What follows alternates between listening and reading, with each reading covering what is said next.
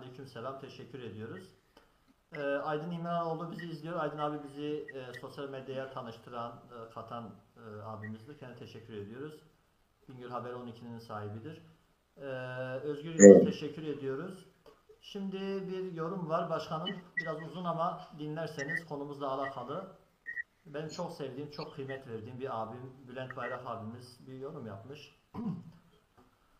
Başkanım sap ile samanı karıştırıyorsunuz diyor. Bakın diyor, yaptığınız siyasette diyor Kürt değiliz. Siyasetinden başka bir şey yapmıyorsunuz diyor. Kürt kelimesinin anlamını bilmeden, Kürt D harfini kullanıyor. Anlamını bilmeden tamamen duygularınızla ve saçma benzetmelerle konuşuyorsunuz. Eğer aklınız yetecekse size anlatayım diyor. Peki okuyalım. Kürt bir sıfattır, betimlemedir ve özünde Zazaca bir kelimedir. Yani ilginç bir şey söylüyor. Kürt kelimesi Zazaca bir kelimeymiş. Ee, Anlamında dağlılar demektir. Sizin burada anlattığınız Kürt Zazaca kıyaslaması değil, Kurmanç Zazaca kıyaslamasıdır. Başkanım bu konuyu da size soracaktım. Şimdi Kurmanç'la Kürt arasındaki fark nedir onu bize açıklarsınız. Zazalar kurmaş değildir demelisiniz. Bu doğru diyor ama Zaza, Kürt, dağlı değildir demeniz yanlıştır diyor.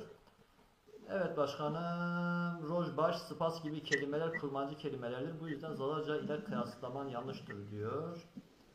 Umarım iyi niyetlisin ve artık doğru olanı anlayınız. Zazalar kurmaç değildir ama Zaza ve kurmaçlar Kürttür diyor başkanım. Bülent abiye selam söylüyoruz. Bülent abi biraz daha böyle bize şefkatle cümleler kursanız daha iyi olur. Sizin gibi güzel bir insanın daha güzel cümleler kurmasını bekliyoruz. Biz o olumsuz cümleleri söylemedik. Evet başkanım, şimdi bu arada Mesken Dara'ya teşekkür ediyoruz. Biraz yaklaşalım, sesim biraz daha gelsin diyoruz diyelim. Ferit Elipek merhaba, hoş geldin Ferit başkanım. Aleyküm selam Ferit abi. Özgür Yıldız ne diyor? Zazaları ulus olarak tanıyanlar dil bilimi, Microsoft, Google, Avrupa Birliği, Amerikan Teknik Üniversitesi Zazalıları ulus olarak tanımlıyormuş. Hasan Kurnaz ne diyor? Günümüze kadar mevcut zazalarımızı diğer toplumlar paylaşmış. Ramazan Yıldız Sultan Alparslan'a Ferhin merkezli Mervani Kürt devleti 10 bin kişilik bir güç ile destek veriyor diyor. Burada sizi destekliyor. Mervani bir parantez, Mervani Kürt devleti diye bir şey yok. Kürt siyasi hareketleri iddiası. Mervani bir haradandır. Zazalarla Kürtler ilk birlikte bir yönetim şeklindeysek Kürt değil yani.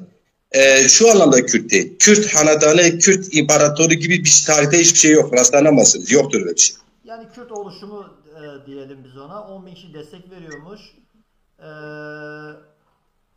Kürt Beyi İdris Bitlisi 28 Kürt Beyi ile birlikte Sultan Yavuz'a Çaldıran Savaşı'nda destek veriyor. Yani burada şey demek istiyor. Kürtlerin Osmanlı'ya destek verdiğini. Evet Ahmet Bürlükalı merhaba. Başkanım Bülent Bayrak'ın söylediklerine gelmek gerekirse Bülent Bayrak diyor ki Kurmanç, Kürt ve diyor ki Kürt kelimesi diyor başlı başına Zalacadır diyor. Ne diyorsunuz burada başkanım? Şimdi böyle bir şey iddia etmek bilimsel kanıta dayanması lazım. Evet biliyorsunuz 1889'da Fransız milli devrimi gerçekleştirdikten sonra bir ulusal proje olarak ortaya çıktı. Ondan önce monarşi sistemler vardı, işte krallıklar vardı, imparatorluklar vardı. İlk kez tek millet bilinci projesi, ulus projesi olarak gelişen Fransız devrimidir. Bu kısa bir sürede İngiltere, Fransa ve diğer Avrupa ülkeleri bunu benimsediler. Orta Doğu'ya biraz geç geldi. Geç geldi, kötü geldi. Taklitin taklidi olarak geldi. Şimdi Kürt siyasi hareketleri de bir tarafta devlet istemiyor diyorlar. Bir tarafta devletsiz millet, kocasız karı diyorlar. İdeolojik yaklaşımları bu. Öbür tarafta Zazalar dil, kimlik mücadelesi verdiklerinde bir dergi bile çıkarmaya çalıştığımızda bizi bölüyorsunuz dediler. Anlatabiliyor muyum? Bu kadar kendi egemenine benzeyen bir yaklaşım içindeler. Şimdi ulus ulus projesi bilimsel değildir bir kere. Yani milletler binlerce yılın ürünüdür, bir kültürdür, bir gelenektir, bir tarihtir, bir geçmişi var. Ama ulusun geçmişi Fransızlardan başlamış, tek millet, yani kim? Diyelim ki Zazalar Türkiye'de egemense Zaza ulusunu yaratmaya çalışırlar. Türk'ü, Kürt'ü, diğerlerini eritmeye çalışırlar. Dolayısıyla Kürt siyasi hareketleri de ta Ahmedi Hani'nin şiirlerinde var ya da işte deyimlerinde var, tespitlerinde var. Bizde de olsaydı bir lider birlik yapsaydı, bizi bir millet olarak devlet sahibi olsaydı diye özlemi var. Şimdi bu özlem Kürt siyasi hareketleri, milletçileri de bu modaya uydular. Orta Doğu'da ne kadar devletsiz kalmış milletler varsa hepsini Kürt yaptılar. Önce 4 lehçeyle başladılar, şimdi say bitmez. 9-10'a çıkardılar. Şimdi Talişler de Kürt oldu, Belluşlar da Kürt oldu. Hepsi Kürt oldular. Bunlar hepsi Kürt. Yani diyelim ki Türk'ün, Fars'ın, Azeri'nin diğerinin sahip çıkmadığı diğer bir millet varsa, bizdendir demediği bir millet varsa, bir azınlık varsa Kürtler diyor bunlar hepsi biziz. Öyle ileri gittiler. İşte Peygamber de Kürt olabilir. Ne bileyim Gorbaçov da Kürttür. Bilmem nereden gitmiştir. Ne bileyim ya bu aşırı milletçilik iyi değildir. Yani biz bir millet kendine ben Kürt değilim diyorsa Kürt değildir kardeşim. Yani bir insan da olsa ben şu değilim diyorsa değildir. Ben burada uzatmayalım, siyasi partilerle yürüttüğümüz çalışmalar, bu tartışmalar orada da oluyor. Özellikle Hak ve Özgürlükler Partisi'nin kongresine gittim. Daha sonra gidiş gelişlerimiz oldu, tartışıyoruz onlarla. Dem'le tartışıyoruz. İşte Yeşil Sol bir şekilde onlar ittifakı, onlarla da görüşmemiz oldu, tartışıyoruz. AK Parti ile bir araya geliyoruz, tartışıyoruz. Saadet Partisi'yle daha 3 gün önce burada genel başkan yardımcısıyla bir araya geldik. Tartışıyoruz bu konuları. İnsanların kafası karışık tabii ki. Şimdiye kadar doğru bilinen yanlışları duyunca doğru bilinen yanlışlar bize göre bizi yeni doğruları bizden öğrenince şaşırıyorlar gerçekten. Yeniden insanlar öyle mi falan soru sormaya başlıyorlar. Bizim bu anlamda ideolojik olarak da her ne kadar çizgimiz netse, ideolojik tartışmayı bitirmişsek de bu sorularla en çok karşı karşıya kaldığımız sorulardır. Evet. Yani Kürtler saat bir sıfattır demek yanlış. Ben demiyorum soranlar Kürt değil, mesela kurmacılar Kürt değildir. Dil bilimi kimi Kürt görüyorsa o Kürttür. Sayın hocamız şunu incelesin. Minorski Kürdolojinin babasıdır. O diyor Zazalar ayrı millet. Joe Blow Paris Kürt Enstitüsü'nün başkanlığını uzun yıllar yaptı. Daha yeni öldü. Kendisi diyor ki Zazalar ayrı bir millettir. Bunlar dil bilimcidir. Benim dedem ne demiş, benim bilmem abim ne demiş, ilişkilerden dolayı, öz savunmadan dolayı kendini bir dönem Kürt olarak görmüş ve o Kürtlük olarak algılayan kişiler ne demiş, bir yere kadar önemli. Peki başkanım. Peki anlaşıldı, sorun anlaşıldı. Muhammed Ali kardeşimiz var ama kendisine buradan selam söylüyoruz. Çok seviyoruz. Muhammed Ali selamları var başkanım. Başkanım günlük siyasete gelirsek sizin bu diğer partilerle olan diyaloğunuzda konuşmalarınız nasıl geçiyor? Nasıl bakıyorlar size? Siz bir şeyler anlattığınızda neler söylüyorlar size? Bakışları nasıl? Ya bakışları nasıl? Tabii ki özellikle mevcut ideolojik yaklaşımlarla yaklaşanlar yani işte ırka dayalı, etnik siyaset yapmamak lazım falan. Bunu derlerken kendinizi inkar edin demek istiyorlar aslında. Çünkü yani etnik siyaseti biz de yapmak istemiyoruz ki yapmıyoruz. Biz Türkiye Partisiyiz. Onun altını kalın çizeyim. Ama benim anamın konuştuğu bir dil var ya. Annem halen doktora gittiği zaman, valiye işi düştüğü zaman, hastane işi düştüğü zaman, kaymakama işi düştüğü zaman, herhangi bir kamu kuruluşuna işi düştüğü zaman ya kız kardeşim ya kardeşlerim ya dayıları, dayı çocukları birlikte gitmeleri lazım. Yani birinin Türkçe bilmesi lazım. Anlatabiliyor muyum? Dolayısıyla böyle bir gerçek var. Ben anamın bu dilini yaşaması için mücadele ediyorsam ben etnik bir grubun sırf etnik bir yaklaşım siyasetini yapmıyorum. Biz Türkiye'nin demokratikleşmesini, çoğulcu demokrasiye, mümkünse doğrudan demokrasiye geçmemizi savunuyoruz. Biz anayasal çerçevede mevcut yasaların da değişmesi için mücadele edecek, açık, şeffaf, her şey ortada mücadele eden bir siyasi partiyiz. Bizim gizli bir ajandamız yok. Biz ne devletin, o bazıları söylediği gibi, ne devletin partisiyiz, ne dış güçlerin partisiyiz, ne karanlık güçlerin partisiyiz. Asla olamayız. Siz kendiniz geldiniz buraya, misafir oldunuz, gördünüz. Öyle bir yapımız olsaydı bugün bizim koşullarımız farklı olurdu. Biz bu koşullarımıza razıyız. Biz kimsenin işbirlikçisi asla olmayız. Biz gerekirse şeytanla da otururuz, kendimizi anlatırız. Şeytan şeytan, biz olarak kalırız. Bizim tavrımız bu. Peki başkanım, siz Demokrasi Zamanı Partisi anayasal olarak devletten ne istiyor? Böyle kısaca maddeler halinde söyleseniz.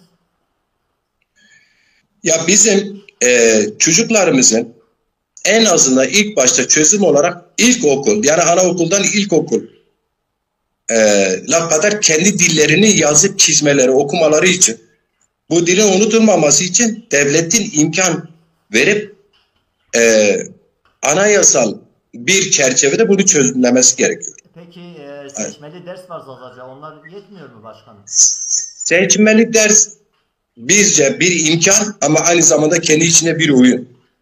Şöyle, bakınız, seçmeli ders ilk bir hak olarak tanımlandığında ilk benim beldem Sarıcan'da defalarca haberlerde paylaşıldı. Eskiden TRT Şeş bunu haber yapmıştı. İlk benim beldemde onun sınıfı oluştu. Öğretmeni geldi. Bir buçuk ay kadar bir ders yapıldı yapılmadı. O dönemki kaymakam, yani yöneticiler, yani sistem daha doğrusu bir uyduruk bir haberle o öğretmeni bir sebeple oradan uzaklaştırdılar. Geçmişini bir şeyden bahane ederek o çocuklar öğretmensiz kalınca Sarıcan'da o tercihli ders kalktı ve bir daha da güven kalmadığı için bir daha da Sarıcan'da tercih hakkını kullanmadı. Çünkü niye? Güveni kırdılar. Bilinçli yapıyorlar bunu. Muzur Üniversitesi'nde, Bingöl Üniversitesi'nde onlarca öğretmen mezun oldu. İşsiz. Ya Avrupa'ya gitti, Başkanım, ya inşaatlarda çalışıyor. Neden bilinçli yapsınlar? Yani bu işte karları ne başkanım? Karları nedir? Zaten Zazaların %85'i Türkçe asmine olmuş. Kendi ana dili kaybetmiş. Kalan %15'i de Kürtlere eklenmiş, kendi Kürt görüyor. Kalan %10 da parçalı bir yapıdadır. Herkes kendine göre dernek, kendine göre bir yaklaşım, kendine göre lider bir pozisyonda bir arada değiller. Henüz o bilinç oluşmadı. Bir süre daha uzun, şimdi 100 yılı geride bıraktık ya, bir 100 yıl daha artık ihtiyaç yok. UNESCO bunun raporunu yazmış. 50 yıl içerisinde Zazaca böyle giderse yok olacak. 50 yıl daha böyle uyalayacaklar. Sonra da diyecekler ya Muzur Üniversitesi'ne ihtiyaç kalmadı çünkü öğrenci tercih yapmıyor. Okumak istemiyor. Bingöl Üniversitesi'ne diyecekler gerek kalmaz Zaza dil bölümüne çünkü talep yok diyecekler. Onu da kapatacaklar. Anlatabiliyor muyum? Bu bilinçli bir siyasettir. Peki başkanım, birinci talebiniz bu. Okullarda, ilkokullarda Zazaca dili öğretilsin diyorsunuz. İkinci bir talebiniz nedir devletten?